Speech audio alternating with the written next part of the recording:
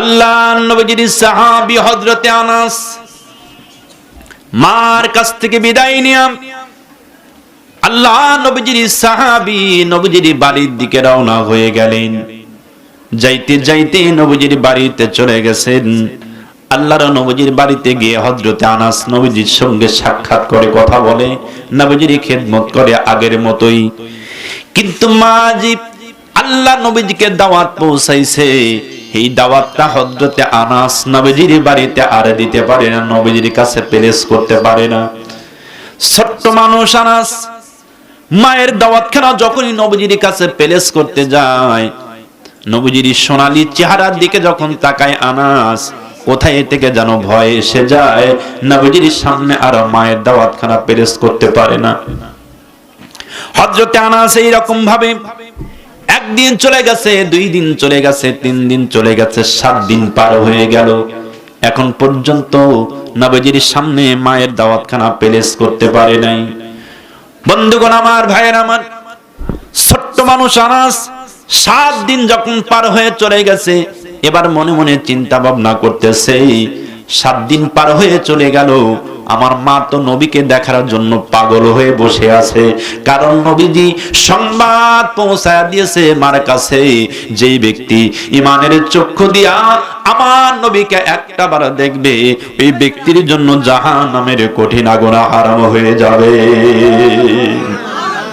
আমার মা তো জাহান্নাম থেকে বাঁচার জন্য আমার রাসূলকে দেখার জন্য পাগল হয়ে গেছে। সুবহানাল্লাহ। কি ভাই, আমরা জাহান্নাম থেকে বাঁচার জন্য আমার রাসূলকে দেখতে চাই না? কি আপনারা হাত তুলেন তো দেখি।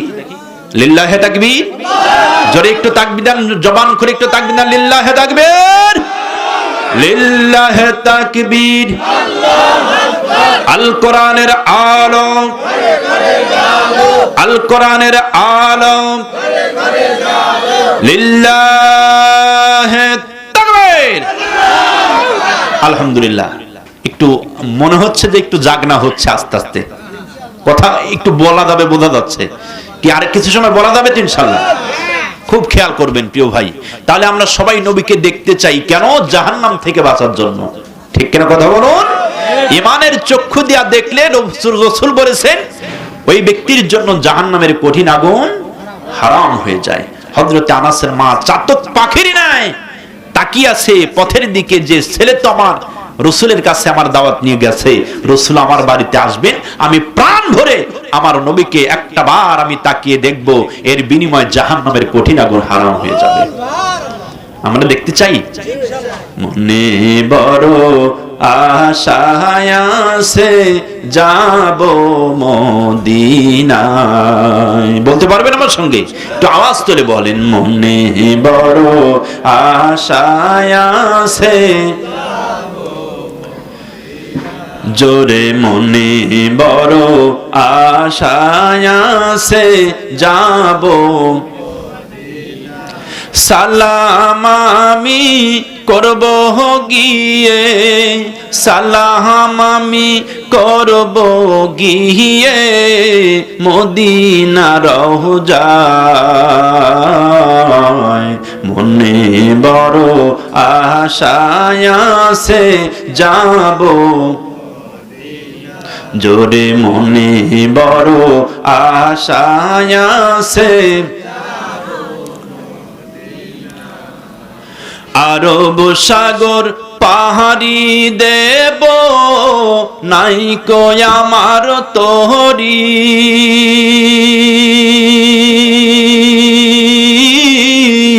পাখি নই যে উড়ে যাব, ডানাতে ভর করি। আরব সাগর পাহাড়ি দেব, নাই কো আমার তোহরি। পাখি নই যে উড়ে যাব ডানাতে ভর করি। আমার আশায় আছে সম্বল নাই, আশায় আছে সম্বল নাই, করি কি উপায়। মনে বড় আশায় আছে, জোরে মনে বড় আশায় আছে। কাফেলাতে কে যাও তুমি, কে যাও বে তোরি, আমায় নাও নাও ভাই সঙ্গে নিয়ে খানি কৃপা করি।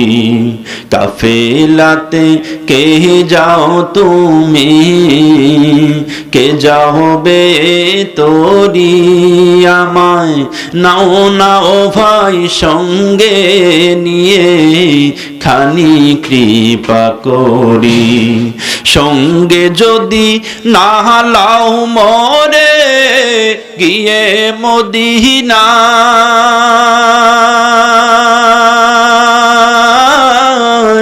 এই গরিবের সালাম দিও মদিনার রওজায়।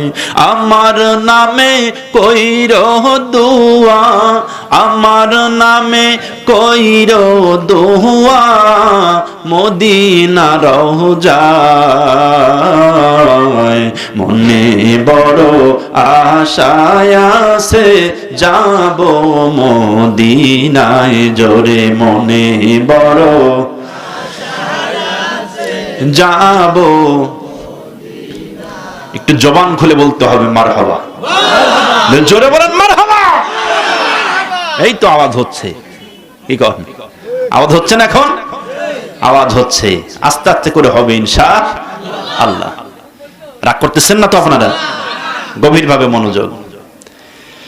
আল্লাহ নবীজির সাহাবী হযরতে আনাস 7 দিন পার হয়ে গেছে। হযরতে আনাস এবার মনে মনে ভাবতেছে আজকে যা হয় হবে, রাসূলের সামনে দাওয়াতখানা পেশ করব। কারণ 7 দিন হলো মা বসে আছে, রাসূলকে দেখার জন্য পাগল হয়ে গেছে। আমি এখন পর্যন্ত দাওয়াতখানা দিতে পারি নাই। হযরতে আনাস আল্লাহর নবী ওই দিন ঈশা নামাজ আদায় করে মসজিদে নববীর বারান্দা দিয়া নবীজি হাঁটাফেরা করতেছে। আমার নবীজির খাদেম হযরতে আনাস নবীজির পিছনে পিছনে দাঁড়িয়ে আছি। হযরতে আনাস আস্তে করে ডাক দিবে ইয়া রাসূলুল্লাহ বলে দাওয়াত দেওয়ার জন্য একটু ডাক দেওয়ার জন্য একটু নিয়ত করেছে। হযরতে আনাস নিয়ত করার সঙ্গে সঙ্গে বিশ্ব নবীজি পিছনের দিকে তাকায়, পিছনের দিকে তাকায়া খেয়াল করতেছেন নবীজি হযরতে আনাস আমাকে কি যেন বলতে চায়। নবী ডাক দিয়ে বলতেছে আনাস রে কি বলতে চাও, তাড়াতাড়ি করে বলে ফেলো।